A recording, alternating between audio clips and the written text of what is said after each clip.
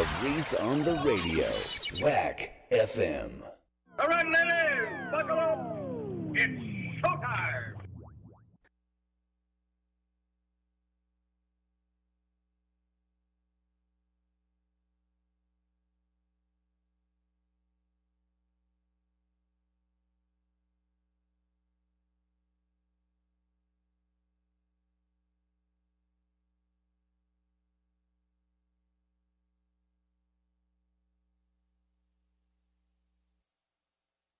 Yeehaw!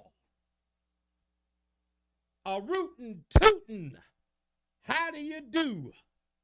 From none other than the world's most hated, the most racist, and dare I say it again, it's the most racist online show in America. It's the Reese on the Radio Rundown with yours truly, none other than this rootin' tootin' Bronco right here, Reese on the Radio. Yeah, howdy. Yeehaw! It is a pleasure to be here with you today on this great Friday that the Lord gave us. After the show, I'm going to take a nice little midnight stroll. We're going to grab my horse. I got a horsey out back in the barn.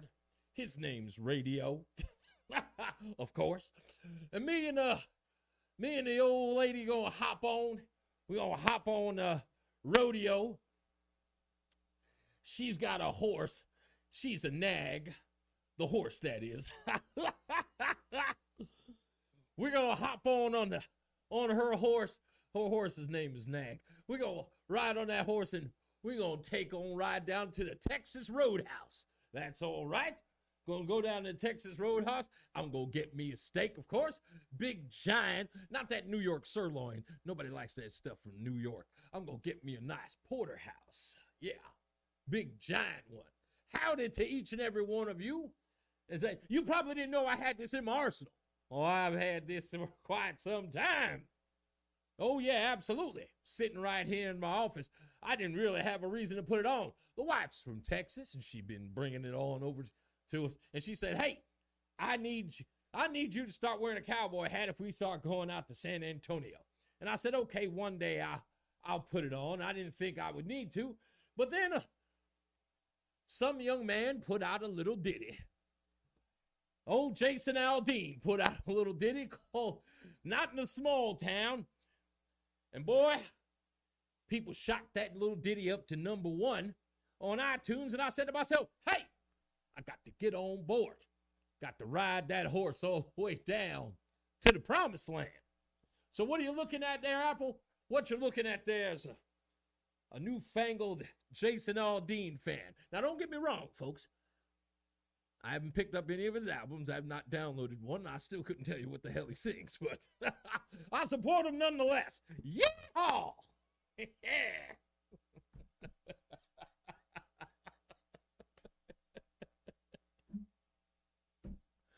Oh, folks, welcome to the show. I'm your host, Reese on the Radio. Don't flip out. You guys have got to know I'm the guy who does this stuff. And it's Friday, and we got to get up out of here, and it's a short day. You know, it's a short show. Friday shows are usually condensed, for good reason. You guys want to get out there and get to your evening. I got to get to mine. But I just wanted to do something a little fun because Jason Aldean, he's getting a lot of credit out there. People are outraged about his song and screaming and hollering about lynching and all that other stuff. But there was a weird duality that's going on in the world today. And I got to point it out. And we'll get to that in due course. But again, welcome to the show. And all of you who are joining us today. By the way, I got to give another one, and I don't want to be superfluous with this applause, but let me do it one more time. To the people over at Project Veritas, folks, I promise you right now, if you're on your phone, I'll indulge me. If you're on your phone, you can do it now, do it later. Go to Project Veritas. Go to their YouTube page, go to their Instagram page, go to their Facebook page, and yours truly, Reese on the Radio, is featured on there today in the interview I did with James Lalino of Project Veritas, the senior journalist at Project Veritas. He posted our interview, or at least a snippet of it, on Project Veritas, and it is off like gangbusters. He and I spoke about the Siemens Energy scandal that I talked about here and on WTIC. So Project Veritas, thank you, James and Hannah over at Project Veritas, for showing me some love. I really appreciate that. So there's a little duality with this whole thing with Jason Aldean. Follow me, and I'll get to that in due course. And it involves none other than the former head of the NAACP, Kwasi Mfume, who I've met, who is an absolute clown. That's my 6-shooter. Anyway, who's a clown. But more importantly, I got to get into this thing. If you've heard about the FB 1023, this is the FBI document that was released by Senator Chuck Grassley. And it was done, I believe, in a little bit of frustration, with Democrats constantly saying that there's no there in the Hunter Biden investigation, and there's no there with regards to President Joe Biden and influence peddling with all of these countries across the globe. So Chuck Grassley has had enough of that, saying there's no there, so he released this document. It's not classified, but the FBI seems to be upset about it.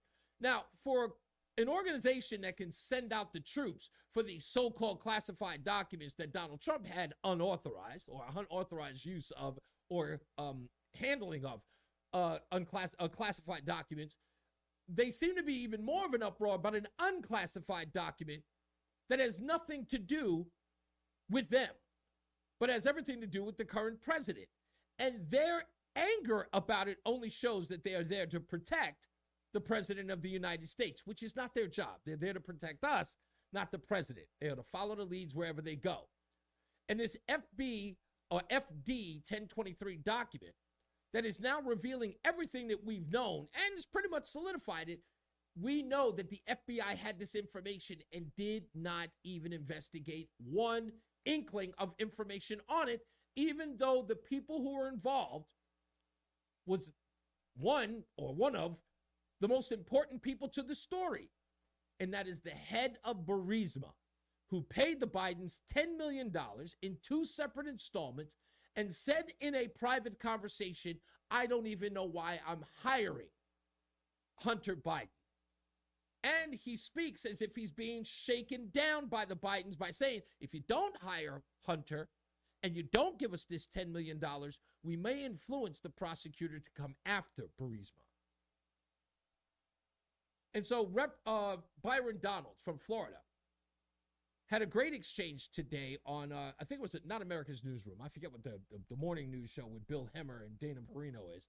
But he was on there, and he broke down. They asked him, Bill Hemmer asked him, you have any problem with with Chuck Grassley releasing this document? We mentioned a little bit of this quote. I'll read it again through our for our audience here. It costs $5 million to pay one, $5 million to pay another. They hired Hunter Biden to protect us through his dad from all kinds or problems. I think that should read of problems. Slochevsky replied something to the effect of, don't worry, Hunter will take care of all those issues through his dad. Look, the FBI's got a real problem with this going public. Do you? No, I don't, because the FBI should have been looking into this long ago. And what we have now seen, if you go through the Durham report, what Mr. Ziegler and Mr. Shapley testified to in the Oversight Committee yesterday and in front of Ways and Means a few weeks ago, the fact that the Oversight Committee investigation into the money flow from China, from Ukraine, from Romania, and there are other countries that are coming forward, our House investigation eerily matches what the IRS International Tax Fraud Department was investigating. And all of this is matching up. And the last thing that is also matching up is that you have political holdovers and political appointees at the Department of Justice who were obstructing justice so that this matter was never brought to the light of day. Last thing, you also have our current Secretary of State who led this letter of 51 people in our intelligence community who said that the Hunter Biden laptop story was Russian disinformation, and we now know that is a lie. So I think that the FBI has nothing to stand on as far as I'm concerned. This form should have been released to the public long ago. And that's the key point about all of this. is that the FBI is upset because it makes them look like they're choosing sides. This embarrasses them. Nothing else was embarrassing them, right? Everything that the Congressional Oversight Committee was throwing at Christopher Wray and the FBI writ large, nothing was embarrassing these people or making them change their course or at least just have an even keel or even dole out of their judicial system. They didn't. But this document bothers them because here's a document that says they have a confidential human source who has conversations with the head of Burisma, who's saying that he's paying this money, and nobody followed up on it. They were willing to follow up on nonsense coming from Christopher Steele, made up stuff that dudes were talking about at a bar. 3 years, $52 million later. 3 years, $52 million later.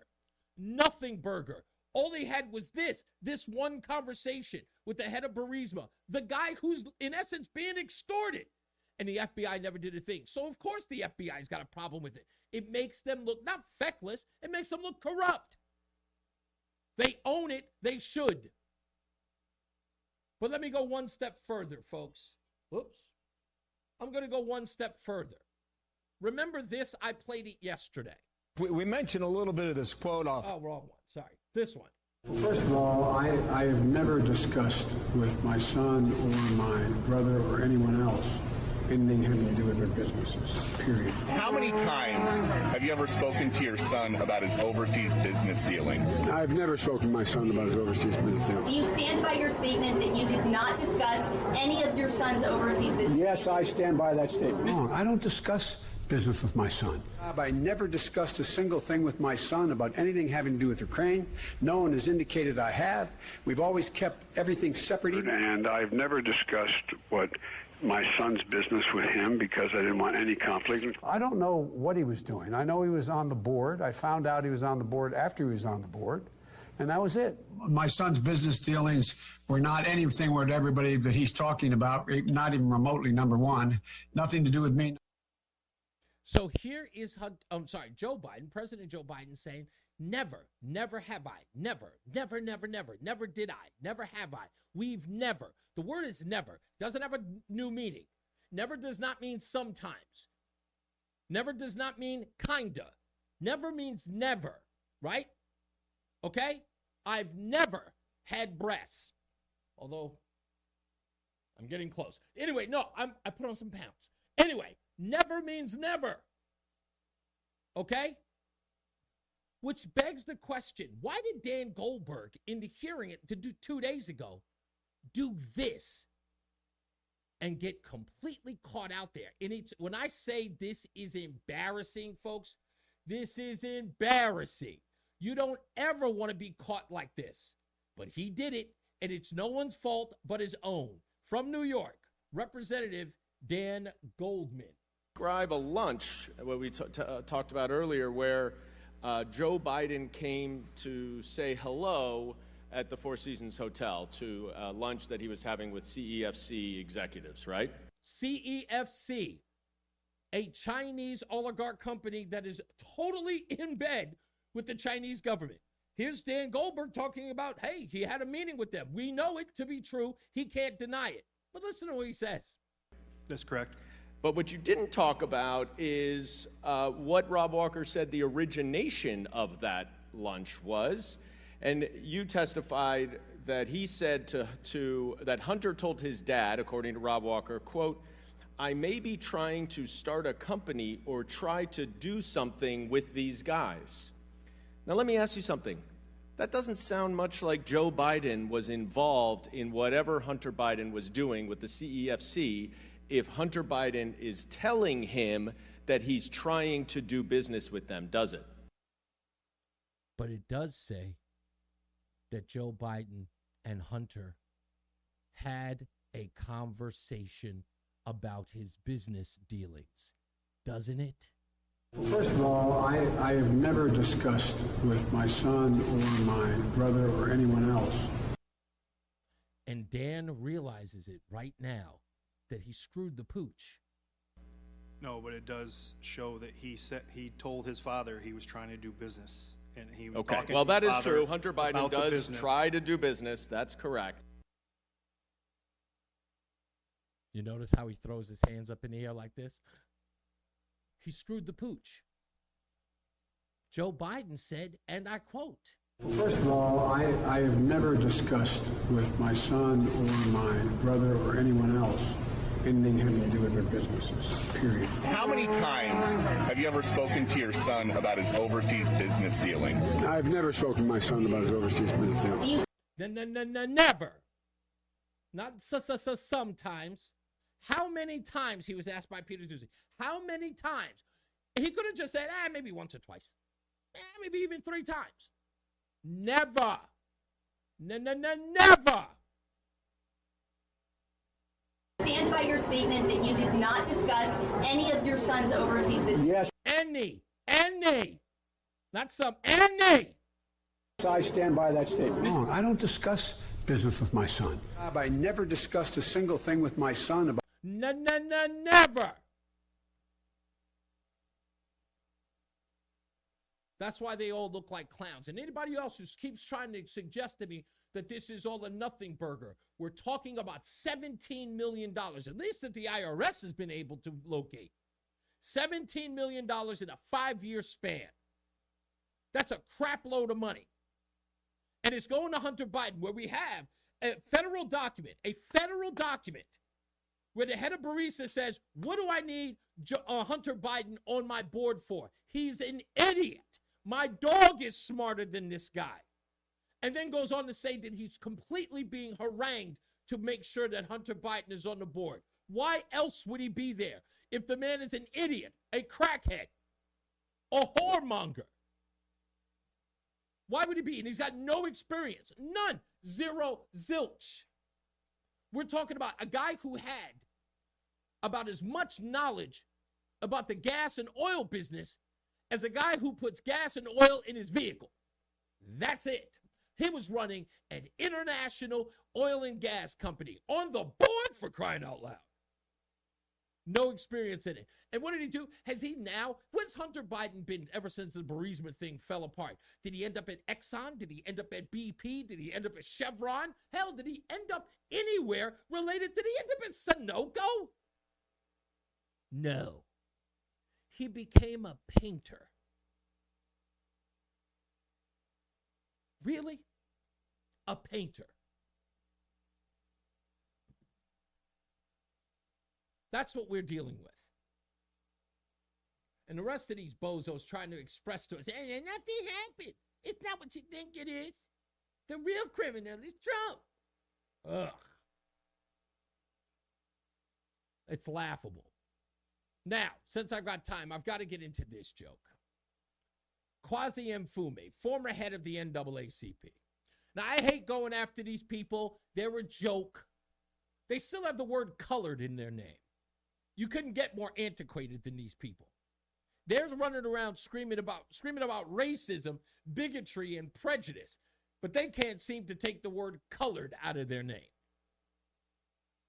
Can't they just call themselves the NAACP?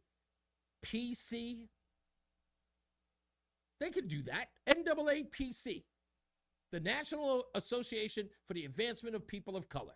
They could do that. Instead, they're colored people. That's what they are. But Kwasi Mfume is now a Maryland congressman and a clown. And when I heard this during his testimony, I couldn't help but think, Yazza, boss. Whatever you say, boss. Yazza. Motisa. We cold, sir. We feeling bad, sir. We thirsty, sir. I couldn't help it. Because, screaming and hollering about, Sam Jackson's character in Django, or calling somebody like Clarence Thomas and Uncle Tom and Larry Elder and Candace Owens or anybody who's a conservative, yours truly. I ain't never seen more Yassa bossing than Kwasi Mfume, the guy who is the president of the National Organization or National Association for the Advancement of Coloreds. So please explain to me how the former president of said colored organization could be touting the reputation of the DOJ and the FBI after he himself was old enough to remember not just J. Edgar Hoover, but COINTELPRO, then infiltrated civil rights organizations, spied on Martin Luther King Jr., Malcolm X, and the Black Panthers. Kwasi Mfume, the former president of the colored organization, is touting the same organization that went after civil rights leaders and civil rights organizations of the 1950s and 60s? Really? We got us the gun line. Tell them about the gun line, boss. Here's what galls me. I don't like these attacks on the Department of Justice, the FBI, the IRS, as if they are somehow anti-U.S. agencies. Those agencies keep this democracy in check. It keeps them afloat. They provide the checks and they provide the balances. Yes, they provide the checks and they provide the balances. Don't you understand that, boy? We got us the gun line. Tell them about the gun line, boss. Tell them about the gun line, boss. Tell them about the gun line. And I couldn't help but think of this old ditty back in the days. Now, how may I help you, my brother? Look, I'm here because I can't stand what's happening in this community. Yes. Yeah, and somebody has to make a change. Yes. Now, brother, will you help me? Yes. Well. I wish I could. Damn it, man. I heard the People's Revolutionary Army was once 1,000 strong. Now, what happened? They got government jobs. What? You know that government office building on 25th Street? Yeah? We went down to take it over. But they were hiring that day. The brothers walked in with guns. Came out with jobs. The brothers weren't mad anymore. Yes. Whitey is something else. That's what I think of these fools. Listen to this Negro. Here's what galls me. I don't like these attacks on the Department of Justice. Because they good boys. What they do is keep checks and balances. What they did to Martin Luther King Jr. was a good thing when they spied on that man. Heretic he was. When the Department of Justice went after Malcolm X and the Black Panthers, they were keeping things in order. They were keeping America safe. That's what they were doing out there. You don't understand. We got us the gun line. Tell them about the gun line, boss. Kwasi Mfume. Is this dude a former civil rights leader sticking up for the man? For the man? The FBI, the IRS, as if they are somehow anti-U.S. agencies. Those agencies keep this democracy in check. It keeps them afloat. And he is absolutely livid about it. Remember when they used to tell us, know your history, boy? Never forget your history. And they also tell us that America has a tendency to have us forget our history, to separate from our history, take our history from us. Well, I'm sorry, that boy right there is shucking and jiving, according to every civil rights leader I've ever known in my entire life. Everything that boy is doing is the efforts of an Uncle Tom, a charlatan even. That's what I'm willing to say. Because that is, imagine today, the black man owned television supporting the government and its law enforcement agencies. And not one person turned around and said, boy, what's your problem? Nobody reined him in.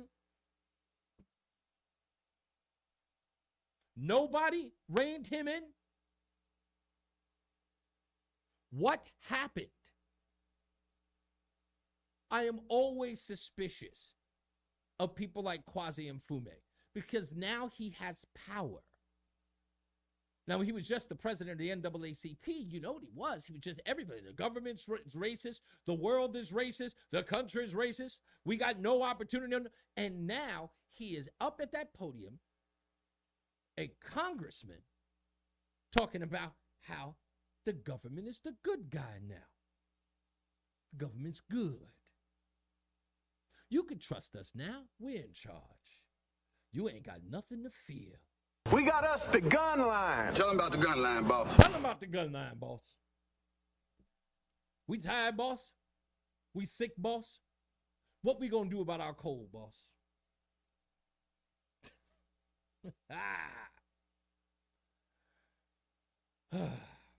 Hypocrisy knows no bounds with these bozos. None whatsoever, which is why I have fun with them. It's the reason why I have fun with them. It's sad, but it is 100% true. So, please, folks, when you do... Oh, by the way, let me give a shout-out to a good friend of mine, Fritz the Cat and Christine. I just spoke to them a little while ago. I got to show them some love today. I just want to tell them, Christine, get well. She's, she's not feeling well, but she will be back soon. We miss you over here at the Reese on the Radio Rundown. I hope you guys, well, where you are, you can probably look at the listen to the show or come back to it after it airs. But keep them in your spirits. It's nothing that dire. She's just not feeling well, but she's making a full recovery. She says hello. She misses the show. We miss them. Say a nice little prayer for them. Nothing too crazy. Okay, so the weekend's coming. There's no show, of course. Sunday on WTIC, there is the weekend show. It's just a rehash of the Friday show. If you missed it, Greg Dillon and Courtney Ann are going to be on that show. So make sure you check it out if you missed them on the air today. That was a great interview with them. Sorry, wrong picture. Let me put that up there. So WTIC, I'll be back on WTIC on Monday, same time from 9 a.m. Until 11 a.m., and that's 6 a.m. to 8 a.m. on the West Coast. So I hope you'll continue to join me there. Thank you. Yeah, it was a great show. I had a good time, Greg. We had a lot of fun. Don't forget, go to Project Veritas and check out the Reese on the Radio video there. Project Veritas, thank you for bigging us up here, showing us some love. And hope to be doing more things with them in the future as they put out videos. I want to expose the work that they're doing. Also, don't forget Friendly Hands Food Bank. Karen Thomas is going to be on us on WTIC with me next week as well. There she is, asking what's with the cowboy hat. You got to be at the beginning of the show. Karen Thomas from Friendly Hands Food Bank. She will be on the show, I think, Monday or Tuesday. I'm going to talk to her this weekend, but I will let you know. She will be on WTIC. She's going to talk about a benefit golf tournament she's going to be having in September, I believe. But don't take my word for it. You can actually just contact her, and that's what that number's up there for. 860-482-3338. Again, 860-482-3338, or go to fhfb.org. Donate $1. Donate 50 cents. It doesn't matter. Whatever it is you got to donate, please call up Karen and tell them that Reese on the Radio sent you.